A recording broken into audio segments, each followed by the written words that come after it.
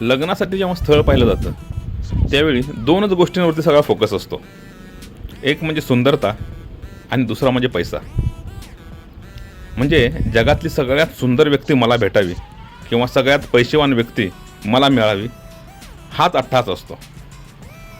आता आपणच पहा ना, एखाद्या स्थळाबद्दल विचारणा करायची झाली तर मुलगा काय करतो, किती कमवतो किंवा मुलगी काय करते या प्रकारे आपण विचारणा करत असतो. म्हणजे थोडक्यात काय आपण त्यांच्या प्रोफेशनबद्दल विचारत असतो, इनडायरेक्टली आपण पैशाबद्दल विचारत असतो. म्हणजे जास्त पैसा म्हणजे जास्त सुख असं एक सूत्रच आपल्या डोक्यामध्ये फिट झालेलं आहे.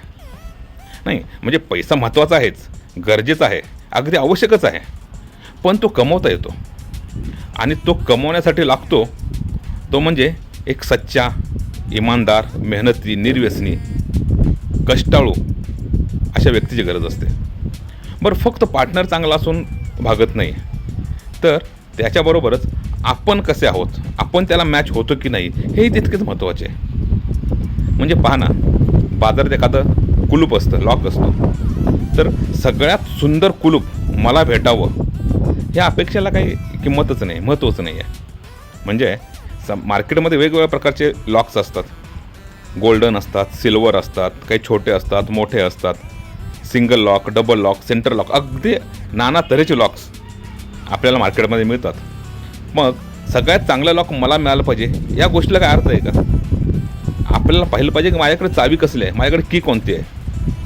जे लॉक माझ्या कीने अनलॉक होणार आहे, ज्या लॉकला माझी की मॅच होणार आहे, तेच लॉक माझ्यासाठी गरजेचं आहे. बाकी सगळे लॉक कितीही चांगले असतील तरी माझ्यासाठी त्याची व्हॅल्यू 0 आहे. त्यामुळं सगळ्यात चांगलं लॉक मला मिळालं पाहिजे यापेक्षा माझ्या कीला मॅच होणारं लॉक मला भेटलं पाहिजे ही अपेक्षा रास्त आहे.